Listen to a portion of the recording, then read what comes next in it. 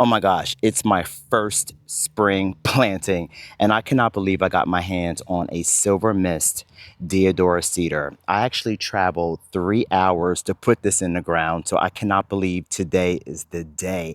There are so many benefits with this. It's unique. It's going to be a slow grower, so it's perfect for this particular garden bed of conifers that I'm building out in the front part of the property. So stick around. I'm very happy that you are here. I'll see you in the dirt. Okay, so this deodora cedar is about it's more than 5 feet, which is crazy because I'm 6 feet, right? So for it to be a dwarf, I don't know if I can really trust it, but if it gets 10 feet, 15 feet, so be it. We have the space. Okay, this hole, which is twice the size of the root ball, was already dug previously. Had a weeping Alaskan cedar there, which actually got taken out by the deer. And if you don't know anything about buck rub, you should watch this video here. If you're new to planting conifers or trees, I'm your guy for that. I'm in zone 6A. Okay, no one ever tells you that this is gonna be easy, right? I'm out of breath, bear with me.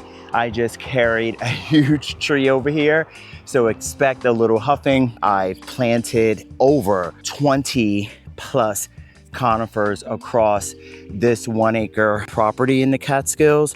So here, because I have clay soil, everything needs amendment, right? So I'm gonna pull out some things that I love. This is a tree shrub, kind of a garden soil. I like it because it has some bark in it, so it's really good for drainage. Just gonna pour all that in there. Because I'm actually planting something new, let's go with some biotone starter. And this is actually gonna be a really good plant food to kind of like get the roots established. This is all part of a step 1 process, right? Amending your soil if you need that. I need that because again, I have clay soil, right? So it's important that I do a little bit of a cocktail mix. So you know, the tree and shrub soil, the biotone for a plant food, which is going to establish the root system.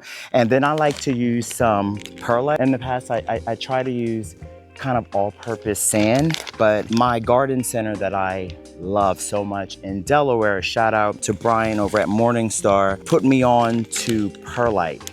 And he recommends this for drainage. So I'm gonna put a little bit of perlite in there. I'll give everything a really good mix. Now, if I need to add the in-ground garden soil, I will. But because this particular hole was already there and I had really good soil in there, I don't know if I'm gonna really need that. So let's see.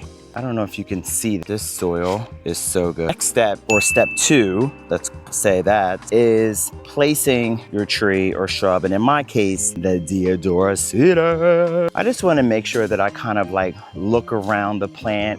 I wanna make sure that the face is outwards. And what I mean by the face is the pretty side of the plant, right? This particular side of the plant has the most growth and foliage, where this side in the back seems a little scarce, so we'll put that towards the back. I never want to just yank the tree up, so I'm gonna carefully place him here. Oh shucks. Okay, what do you think? Think that maybe we can turn him a little bit. Now, finding the face of the plant, you know, you might want to take your time with that. Doesn't come easy, but I do like the way that this is looking. The leader is straight. I'm gonna go ahead and now for step 3, I wanna go ahead and start planting. Now, you never want your root ball to be, you know, below the ground level. Okay, so I'm gonna put this here. I don't want it to fall. I love this particular shovel. It's almost like you're digging twice. I know it's a trench shovel, but for me, it's really good for breaking up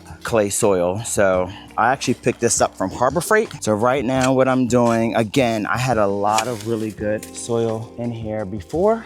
Taking my time. I have a lot of rocks, so sometimes, check this out. The soil is not that good, so it constantly needs amending. So using this shovel, I'm going down, really breaking up that clay soil. So I'm gonna add some of the perlite biotone mix right at the bottom. Now, this is really heavy. So when I lift this, I wanna be really careful not to disrupt the root system. So let's see what I can do here. It's really difficult when you're doing it by yourself, but in the love of your conifers, this is what you gotta do. Okay. Tapping on the nursery pot just kind of releases some of that pressure.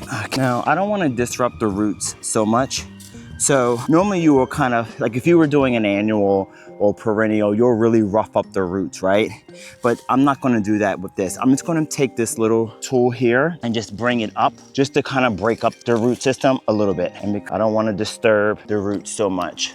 So I'm just gonna do a couple lines, front, back, and at the bottom. Okay, that's enough. Another good tool in planting a tree, conifer, is a level. You wanna make sure that the trunk is level, but for the most part, remember we talked about never letting your plant be below ground level. So by using my shovel, you can see I'm not below ground level. Now I don't wanna just kind of go around and see where I need adjusting, right? So in my opinion, this needs some adjusting. Pro tip, while my neighbor is having a delivery, I'm actually gonna go and grab some water so I can do the third step, which is watering the plant in halfway, just a little bit, before I backfill it. Step 4 is I wanna make sure that I water this in just a little bit before I backfill it. I just wanna water the roots. The benefit there is that I'm getting everything a head start before I backfill. I'm not watering the soil around the tree like the mountain. I'm just watering inside of the root ball, soaking the roots a little bit before I backfill. See what I'm doing here? After watering, the 5th step is backfilling. So I have existing soil surrounding the root ball. I just want to go ahead and place some soil around. That way I can mix everything together and pack it in.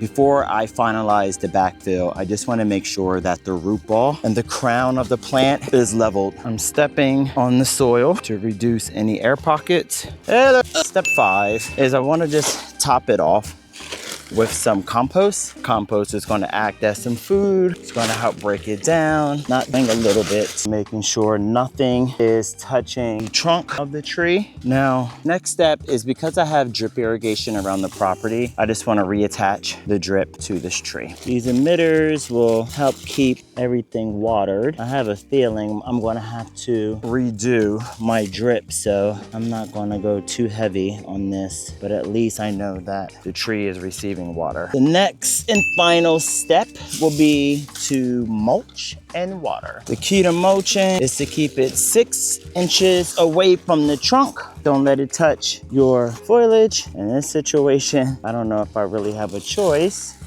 So I won't go too heavy on the mulch. Retains moisture, suppresses weeds, and it makes it look pretty. My final step is to water. I'm gonna give this a really nice deep soak. Now that it's in the ground with the proper food, I amended the soil with tree and shrub soil. I use perlite for drainage because I have clay soil. I use biotone to get my root system supported, and I topped it off with compost before I laid down the emitter drip system, and the final step was to mulch it and water. It is supposed to rain today, so that's great. I made sure not to plant this so deep in the ground. I didn't want anything to get waterlogged and risk this from, I properly water this in and then hopefully let the rain do the rest. I'm curious to know what you're planting this spring. What's the first thing you're going to plant this spring? So make sure you leave a comment letting me know if that's going to be a tree or a conifer, ornamental grasses, perennial. These are the 3 things that I love: conifers, ornamental grasses, and perennials, because I like a low maintenance garden, right? I'm really busy, so just having stuff that is structural, 4 seasons, and can perform good in drought once they are established is things that I like. So I'm curious to know what you're looking for. If you like content like this, please remember to subscribe.